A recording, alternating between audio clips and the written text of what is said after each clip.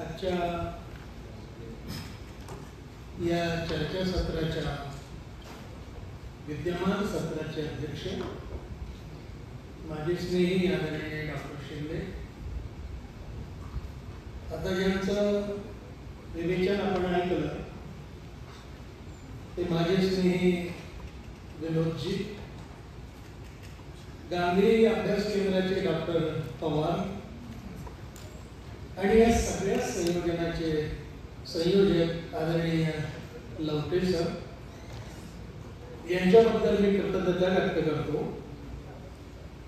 हे सभागृह अतिशय आदरणीय, विवेक संपन्न आणि विचार परिपूर्ण अशा लोकांनी भरलेलं आहे। याच्यात मी आदरणीय डॉक्टर अशोकजी चौसाळकरांना अभिवादन करतो। जसं म्हटलं जातं की सर्व देव नमस्कार हा केशवं प्रति गच्छति, तसं केशवाला केलेला नमस्कार सर्व देवांपर्यंत पोहोचावा अशी माझी भावना। या ठिकाणी तर्कतीर्थांचा विचार करत असताना, विचार मांडत असताना एका गोष्टीने मला रोमांचित झाल्यासारखं वाटतं की मी तर्कतीर्थांच्या उत्तर महाराष्ट्राचा प्रतिनिधी आहे। उत्तर महाराष्ट्राच्या पिंपळेर नावाच्या गावातून लक्ष्मण जोशी नावाचा एक तरुण मुलगा, किशोर मुलगा उत्तर महाराष्ट्रातून पश्चिम महाराष्ट्रात येतो आणि यज्ञोपवीत घेण्यासाठी येतो, व्रतबंधन करण्यासाठी येतो आणि पश्चिम महाराष्ट्र संबंध भारताला नव्हे संबंध जगाला तर्कतीर्थ लक्ष्मण शास्त्री जोशी देतो। गांधी नावाचा एक तरुण बॅरिस्टर भारतातून दक्षिण आफ्रिकेत जातो आणि नेल्सन मंडेला असं म्हणतात की तुम्ही आम्हाला बॅरिस्टर गांधी दिला, आम्ही जगाला महात्मा बनवतो।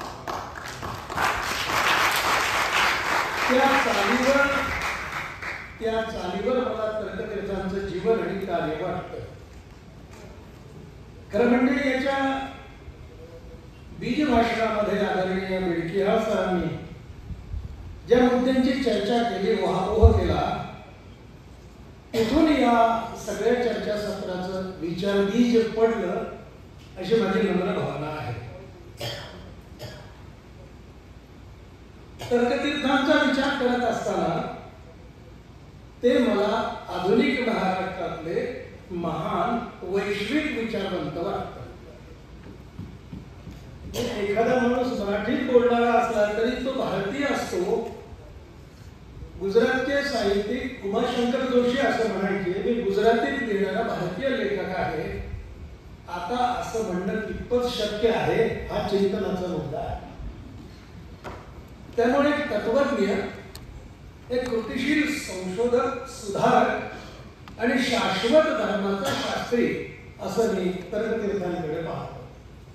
शाश्वत म्हणजे सनातन आणि सनातन म्हणजे जुनाट नव्हे। सनातो नित्य नूतन आसीत, जे नित्य नूतन असतं त्याला सनातन असं म्हणतात। दिने दिने नवम नवम त्याला सनातन असं म्हणतात। तर्कतीर्थ त्या सनातन वैश्विक वैदिक संस्कृतीचे मोठे पुरोहित आहेत, मोठे प्रचारक आहेत। आता तर्कतीर्थ शब्दामधला जो तर्क शब्द आहे हा तर्क म्हणजे लॉजिक किंवा युक्तिवाद नव्हे। 6 शास्त्रांमधलं एक शास्त्र आहे न्यायशास्त्र। तर्क याचा अर्थ न्याय असा आहे। न्याय, वैशेषिक, सांख्य, योग अशा शब्दरचनांमधला एक योग आहे। तर तर्कतीर्थ म्हणजे एका अर्थाने योगतीर्थ आहे। त्यांच्या उपाधीमध्ये हा विचार आहे आणि तर्क याचा अर्थ न्याय म्हणजे कायदा। तर्कतीर्थातल्या न्याय शब्दाचा अर्थ नीती, तिसरा अर्थ आहे समता आणि चौथा अर्थ आहे सत्य। या चतुसूत्रीवर त्यांच्या व्यक्तिमत्वाची, कार्याची, जडणघडणीची एक शिस्त आपल्याला दिसते। तर्कतीर्थांनी आयुष्यभर लोकांच्या, बहुजनांच्या श्रद्धा तपासल्या। श्रद्धा ही तपासायची वस्तू नाही.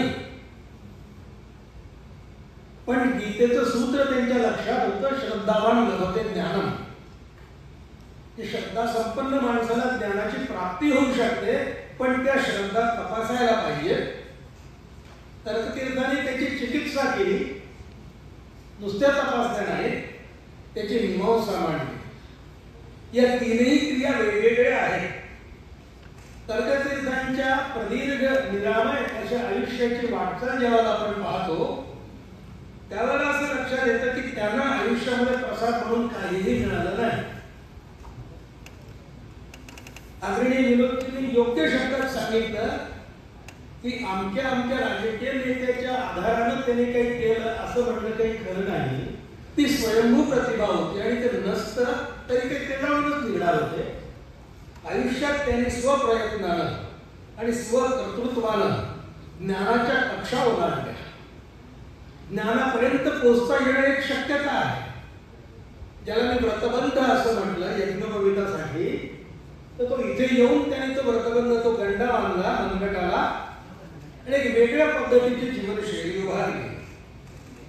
हे खरं आहे की इतक्या प्रदीर्घ आयुष्यामध्ये माणसाच्या जीवनाचा वैचारिक पेंडुलम हा सारखा फिरत राहणार. हे अति स्वाभाविक आहे, निसर्गतः आहे, निसर्गदत्त आहे. आणि एकाच विषयावर स्थिर राहणाऱ्या माणसांचं काही कसं खरं नसतं.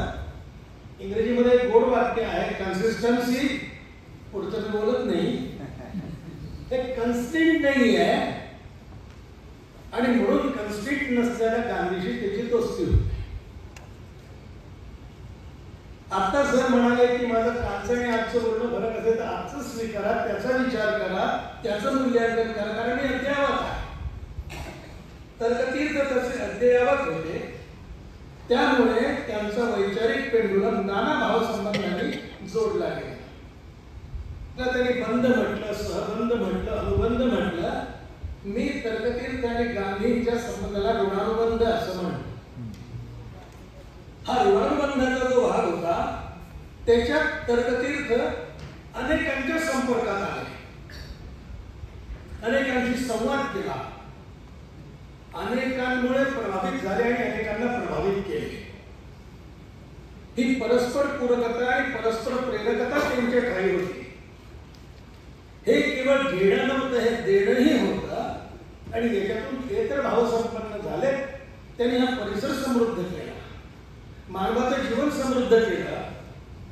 आणि हे करत असताना सगळ्यात महत्वाची गोष्ट तर्कतीर्थांच्या जीवन रहस्याची जी मला आठवली ती म्हणजे त्यांनी आयुष्यात कुठलीही तडजोड केली नाही. त्यांनी तहाचे पट उधळून लावले, जे भावलं त्याच्यावर मनपूर्वक प्रेम केले, मनाच्या तळापासून प्रेम केलं. आणि जे आवडलं नाही त्याचा निकरानं विरोध केला. नुसता विरोध केला नाही, समर्थपणे विरोध केला. कोणत्याही विचाराच्या बंधनावर आपल्या जीवनाचं बलवत त्याने नांगरलं नाही. सतत नवा विचार करत राहिले. आणि म्हणून केवळ ते प्रचलित वाटांच्या ऐवजी न मिळलेली वाट स्वतंत्रपणे साकारत स्वीकारत राहिले. बदलाचे वारे त्यांनी समरसतेने अंगीकारले. ज्या परंपरेतून ते येतात त्या परंपरेमध्ये समरसतेच्या वाऱ्याला झेलणं हेच अवघड होतं. त्यांनी ते अंगीकारलं, ते मिळवलं, ते संपादित केलं, ते अधिक समर्पित केलं आणि माणिक कोणत्यासारखं उधळून दिलं. समाज पुरुषाच्या उधळीमध्ये ते सगळं ठेवलं, कोणत्याही लाभ आणि लोभाशिवाय ठेवलं, कोणत्याही स्वार्थाशिवाय ठेवलं, सारं कवेत घेतलं, कुठलाही विधिनिषेध बाळगला नाही. सतत प्रचलित प्रवाहाच्या विरुद्ध पोहत राहिले. आपल्याला ज्ञात असेल की यज्ञीय भाषेमध्ये तर्कतीर्थांना पुरोडाश चालायचा, पण सोबरच नव्हे. किंमत मोजून तर्कतीर्थांनी मूल्यवत्तेला अबाधित राखले. सबंध शतकाचे ते केवळ साक्षीदार नाही, ते भागीदार आहे. साक्षीदार असणं वेगळं. नक्षत्रासारख्या दिव्यांच्या पायाशी त्यांनी ते विसावले, त्यांच्याशी हस्तांदोलन केलं आणि त्यामुळे त्यांना आपली भूमिका स्पष्ट आणि आरसपणे अशी ठेवता आली. परंपरेच्या गंगेच्या ओघातून त्यांनी स्वीकारलं हे खरं आहे, पण त्यांनी जीवनरस प्राशन केला.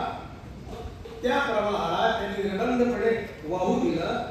त्यावर ओषटपणाचे, लोभाचे, लालचीचे शेवा तरंगू दिले नाही. तर्कतीर्थ कुठे उभे राहतात की ते वैराग्यापेक्षा विवेकाची कास धरतात.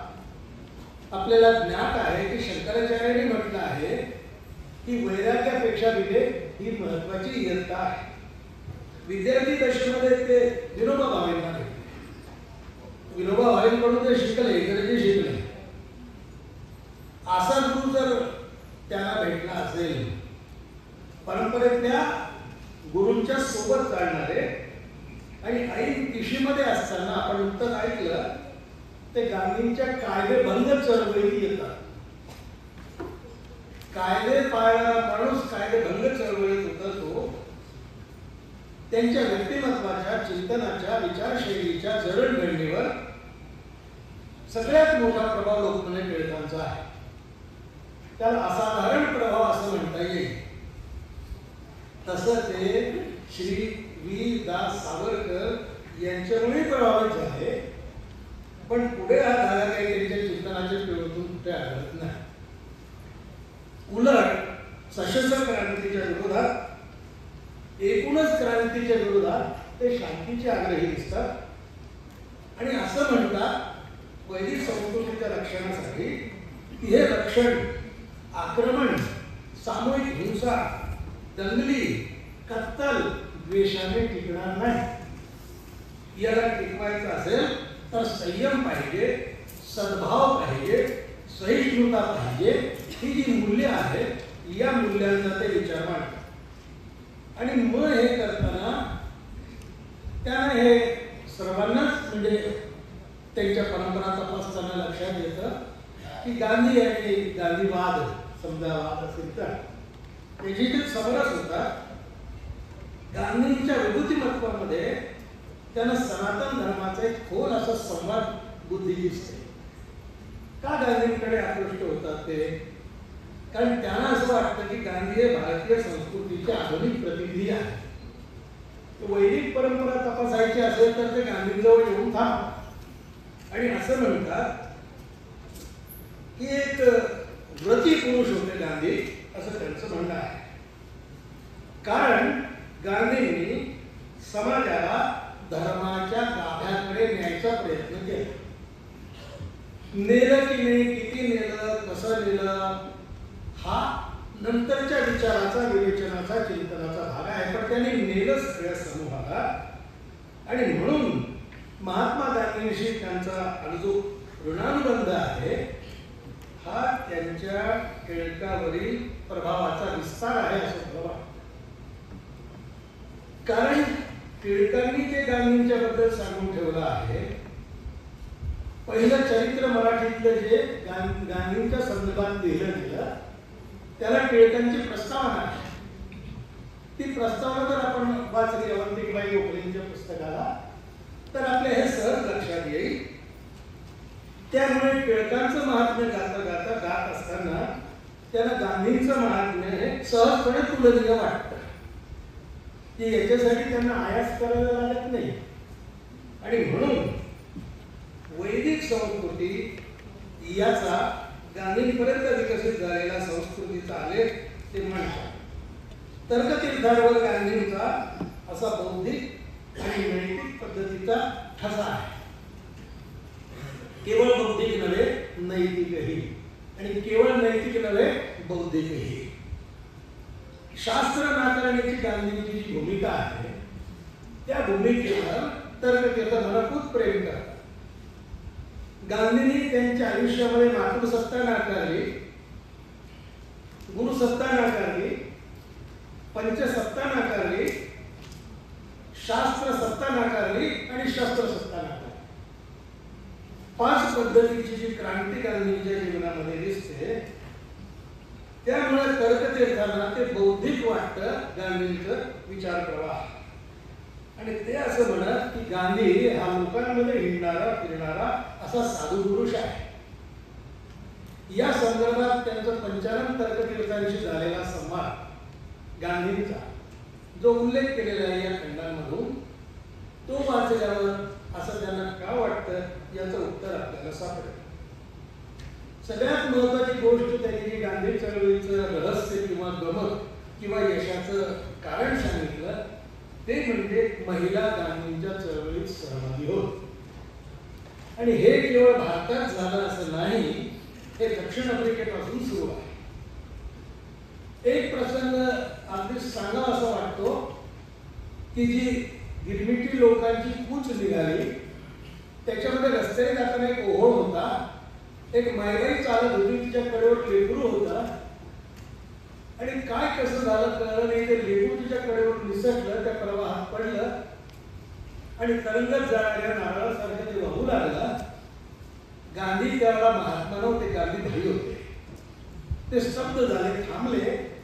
ती भगिनी म्हणली की गांधीभाई लढा थांबणार नाही, लेकरू महत्वाचं नाही, चळवळ महत्वाची आहे. गांधींच्या हे लक्षात आलं की स्त्री शक्ती म्हणजे आर्धी शक्ती आहे. ती जर आपल्या चळवळीत आली तर आपल्या चळवळीला एक सम्यक आकार मिळेल. म्हणजे गांधींच्या चळवळीमध्ये भारतातच केवळ महिला आल्या असं नाही, सुरुवातीपासून त्यांची भूमिका आहे.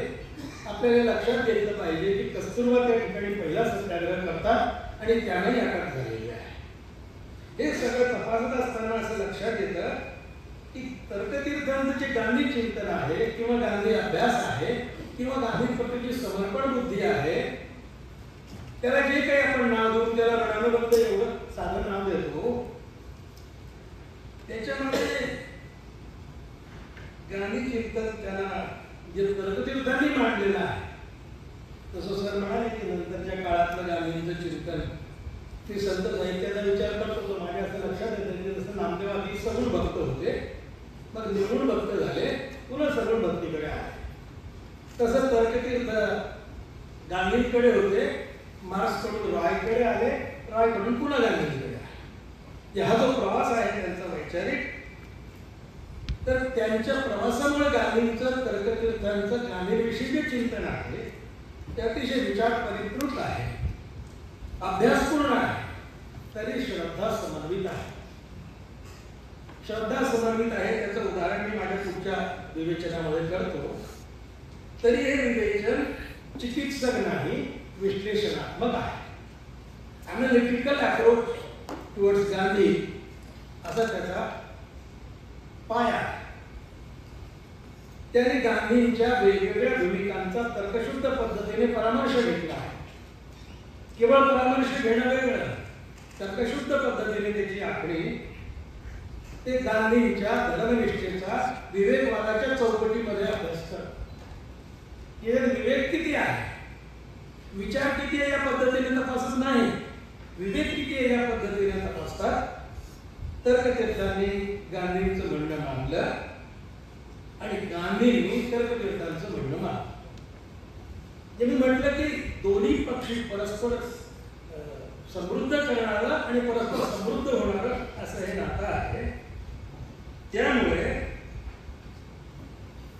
ज्या वेळेला पुण्याच्या येरवडा जेलमध्ये उपवास असताना ते तर्कतीर्थांना बोलावतात आणि या प्रदर्शनामध्ये आपण ते पत्र पाहिलं तर गांधींचं पत्र त्या संग्रहामध्ये आहे. इतकं प्रिसाइडली लिहिणारा दुसरा लेखक माझ्या वाचनात नाही.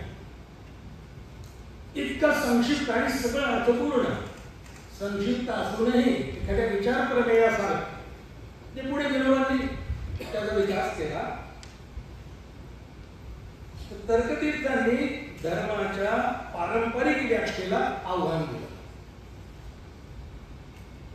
आणि धर्माला केवळ कर्मकांड न मानता सत्य, अहिंसा, आत्मशुद्धी आणि सामाजिक न्यायाचा संगम मानला. गांधींनी अस्पृश्यतेला पाप मानलं. गांधींच्या शैलीमध्ये ते त्यांना पाप मानलं. आता हे पाप आहे की पुण्य आहे याची शास्त्रीय मीमांसा ज्यावेळेला लोक करायला लागतील त्यावेळेला आपल्या असं लक्षात येतं की एवढा मोठा वैदिक शास्त्राचा अध्येता तर्कतीर्थ ही उपाधी मिळवणारा लक्ष्मण शास्त्री जोशी नावाचा एक कार्यकर्ता हा तळघरातल्या लोकांच्यासाठी लिहितो, तळघरातल्या लोकांच्यासाठी बोलतो आणि अस्पृश्यता निवारणाच्या कामी तर्कतीर्थ हे गांधींच्या पाठीमागे ठाम उभे राहतात. ही केवळ वैचारिक किंवा पंडिती शैलीची पाठिंब्याची शैली मला दिसत नाही, एका कृतिशील आणि सच्चा कार्यकर्त्याचं वागणं आहे. त्यामुळे ते संघटन केलं, त्यांनी व्याख्यानं दिली, सत्याग्रह केले, शिबिरं चालवली, वाद ओढवून घेतले, जाहीर सभांमधून जनप्रक्षेपाला ते बळी पडले. हे सगळं करायची त्यांना काही गरज होती असं मला वाटत नाही. दोनदा तर्कतीर्थांनी कारावास सोसला. तर्कतीर्थ हे परंपरा सिद्ध घडण पाहू जातात, हे मला कमी विस्मयकारक पण अधिक प्रशंसनीय आणि त्यापेक्षा अधिक अभिनंदनीय वाटतं. अस्पृश्यतेवरील जो जाहीरनामा प्रकाशित झाला त्या जाहीरनाम्यावर एम.के. गांधींच्या सोबत लक्ष्मण शास्त्री जोशी अशी दुसरी सही आहे.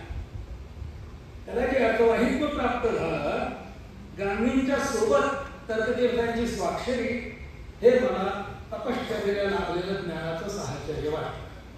की केवळ तपश्चर्याने तपाचरणाने होणार नाही, त्याला ज्ञानाची बैठक द्यायला लागेल. तर्कतीर्थ हे देश काल वर्तमान यातला संकेत आणि आवश्यकता समजतात. आपली श्रेष्ठ परंपरा खंडित करत नाही, तिचा अभिनव अर्थघटन आणि नवा आशय ते मांडतात. गांधींनी सगळ्या कल्पना धर्मातून उचलल्या, त्याला नवा अर्थ दिला.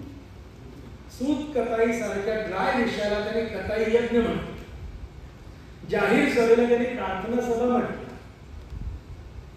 कोणत्याही आंदोलनाची भूमिका आपण जेव्हा बघतो त्यावेळेला आपल्याला लक्षात येतं की समाजाला सन्मार्गगामी करणारा जो धर्म आहे तो सनातन धर्म आहे, तो शाश्वत धर्म आहे, तो टिकणारा धर्म आहे, त्याचा विचार.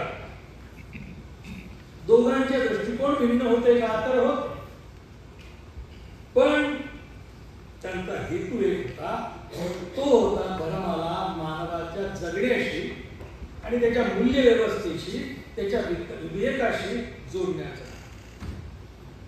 त्यामुळे तर्कतीर्थांच्या वैचारिक भूमिकेचं पोषण हे श्रद्धेच्या आधारे झालं आणि गांधींच्या श्रद्धेचं पोषण तर्कतीर्थांच्या वैचारिक भूमिकेतून झालं. जीवनाच्या प्रत्येक क्षेत्रामध्ये याची उपयुक्तता त्यांना सांगता आली, समजावून देता आली. त्यामुळे गांधीचं दर्शन, गांधीचं धर्मदर्शन, ते गांधींचा धर्मविचार हा मानवतावादी आहे मुख्यत्वे करून. त्यामुळे जीवन जगायची एक नैतिक, विवेकी आणि मानव केंद्रित अशी धर्मदृष्टी त्यांनी मांडली. त्यांनी धर्मग्रंथांच्या नियमांचं पालन करत करत नैतिक मूल्यांचा आग्रह धरला. हे खरं आहे की तर्कतीर्थांनी गांधींवर टीका केली, गांधींवर अनेक लोकांनी टीका केली. मला स्वतःला गांधी हे स्वतःचे कठोर आणि निर्दय असे टीकाकर वाटते. आपल्या चुका जाहीरपणे व्यक्त करायची एकही संधी गांधी सोडत नाही.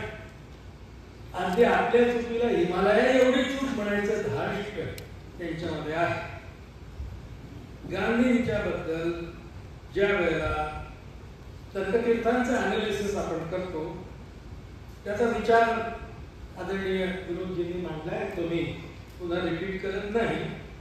एका वाक्यात त्याचा आधार सांगतो की ते असं म्हणतात की मला गांधींच्या विचारामध्ये अनेक विरोधी कल्पनांची व्यामिश्रता दिसते. व्यामिश्रता शब्दाचा गल्लत दिसते असं त्यांना अभिप्रेत करतात. हे खरं आहे आणि एवढ्या प्रदीर्घ वाटचालीमध्ये एखाद्या माणसाच्या, सार्वजनिक जीवन जगणाऱ्या माणसाच्या, सर्वांना सोबत घेऊन जाणाऱ्या माणसाच्या आयुष्यक्रमामध्ये होणारे हे जे बदल आहे त्यावेळेला गांधींच्या सत्याग्रह आश्रमाविषयी लिहिताना तर्कतीर्थ असं म्हणतात की गांधींचा सत्याग्रह आश्रम आज कुठे आहे, म्हणजे आज कुठे आहे हाही अर्थ नाही, आज कुठे आहे हाही अर्थ. या वाक्यामध्ये दोन प्रश्न सामावलेले आहेत की गांधींचा सत्याग्रह समाग्रह आज कुठे आहे, म्हणजे काल असेल, आणि गांधींचा सत्याग्रह समाज किंवा सत्याग्रह आश्रम आज कुठे आहे, हा प्रश्न उपस्थित करताना तर्कतीर्थच त्याचं उत्तर देतात. ही गंमत आहे. ते म्हणाले याचे कारण असे की सर्व उच्च आदर्श आता मंदावलेले आहेत, थिजलेले आहेत. म्हणजे तर्कतीर्थ आज कुठे हा जो प्रश्न विचारतात हा प्रश्न जिव्हाळ्याचा आहे आणि व्यथित अंतःकरणाचा आहे. आणि आम्ही जे पाहिलं गांधींना ते कुठे आहे? खादीची जी महती होती, जे महात्म्य होतं स्वातंत्र्याच्या लढ्यामध्ये, आज आम्ही खादी किती बळकट केली आहे त्या वेगळ्याने सांगायची गरज नाही. त्याचा अर्थ असा की आज कुठे आहे, आज कुठे आक्षेप आहे.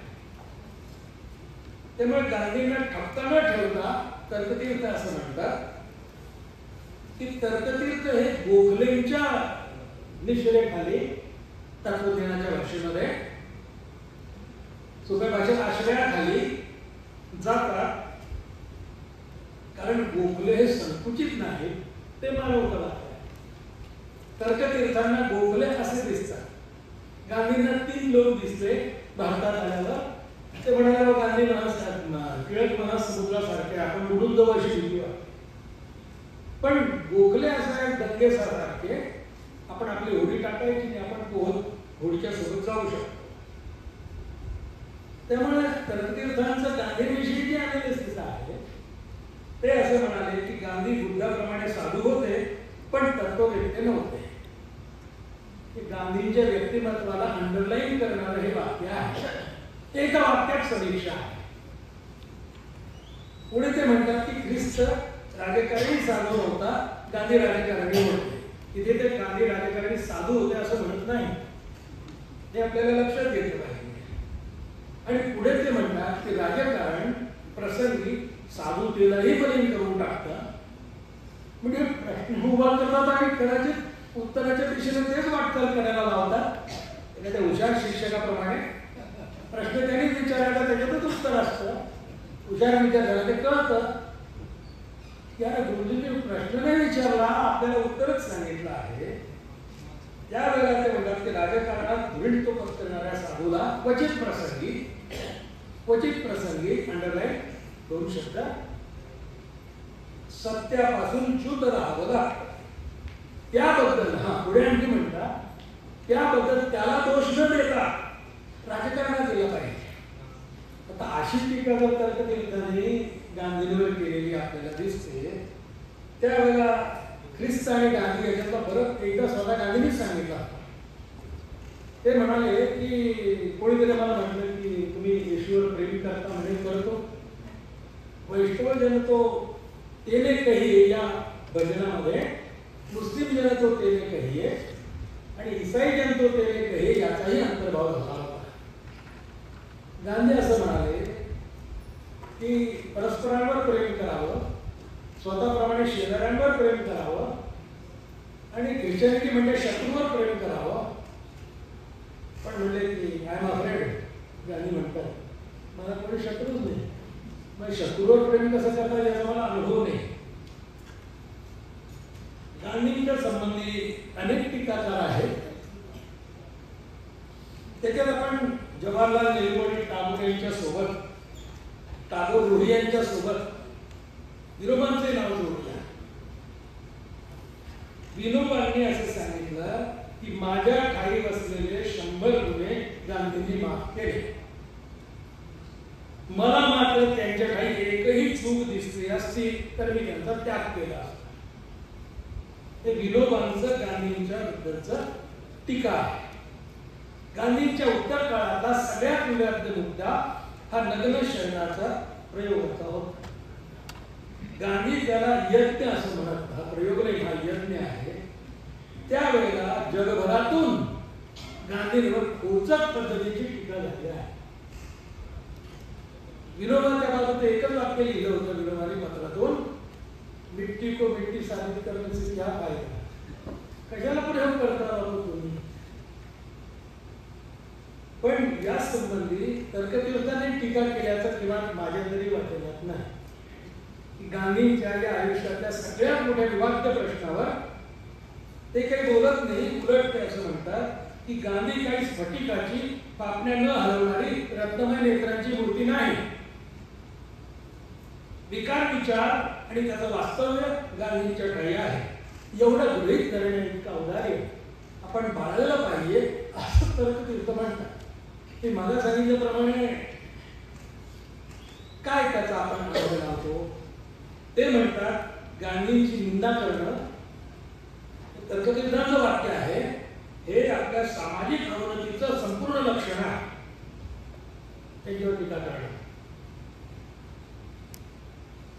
स्वतः गांधीच उलट विधान करताना लाजत नाही. त्याचा अर्थ आपण नुकताच पाहिला.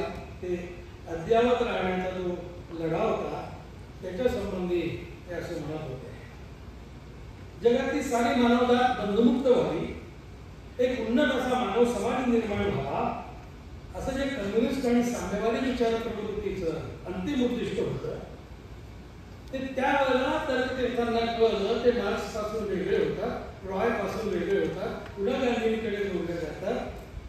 मला वाटतं की आज जगातली समाजवादी साम्यवादी राष्ट्र जे काही करतायत अत्यंत घातक होणाऱ्या अशा युद्धांची तयारी करतायत. त्या साम्यवादी राष्ट्रांना अणुयुद्धाच्या तयारीत गुंतलेलं ज्यावेळेला आपण पाहतो त्यावेळेला तर्कतीर्थांचं वाक्य मला आठवतं आणि आवडतं. ते म्हणाले, जागतिक युद्धाचा धोका आहे. हे युद्ध नसताना तर्कतीर्थ म्हणत होते, यातून मानवजात एकाच मार्गाने वाचू शकेल. तो मार्ग म्हणजे गांधींच्या सत्याग्रहाचा मार्ग आहे. उच्च ध्येयवादी क्रांतीचे मार्ग मानव जातीला टाळू शकणार नाही. शेवटचा प्रसंग तर्कतीर्थांच्या संदर्भातला मला आपल्याला सांगायला पाहिजे. तो म्हणजे तर्कतीर्थांच्या पत्नी सत्यवतीजींचा आहे आणि गांधींशी असलेल्या तर्कतीर्थांच्या ऋणानुबंधाचा विचार करताना त्याला आपण अंडरलाईन करायला लागेल. हे आपण लक्षात घेतलं पाहिजे की तर्कतीर्थांच्या पत्नी सत्यवतीजी या अतिशय प्रागतिक विचारांच्या आहेत. त्या कर्मकांडांपासून मुक्त आहेत. त्या अंधश्रद्धेच्या विरोधात आहेत. त्या साहसी वृत्तीच्या यशस्वी अशा जीवन साधिका आहेत. त्यांनी इच्छा केली आणि गांधीजींची त्यांची भेट तर्कतीर्थांनी घडवून आणली. तर्कतीर्थांचा आणि आपल्या पत्नीचा जो भावसंबंध आहे या प्रदर्शनामध्ये एक पत्र दिलेलं आहे. तेवढं जरी आपण वाचलं तरी आपल्या लक्षात येईल की काय पती पत्नीचा भावसंबंध असेल आणि मग आपल्याला गांधी कस्तुरबांच्या पत्रव्यवहाराची सहज आठवण येईल. गांधींना भेटल्यावर सत्यवतीजींनी आपली सोन्याची अंगठी गांधी चळवळीला भेट दिली. तर्कतीर्थ म्हणतात की गांधींनी सत्यवतीचा उजवा हात आपल्या हातात घेतला, तिच्या पाठीवरून हात फिरवला. सत्यवतीजी म्हणाल्या की माझं जीवन पूर्ण सफल झालं, माझं केवढं भाग्य. या सोबत मी थांबतो. आपल्या सगळ्यांना खूप खूप धन्यवाद.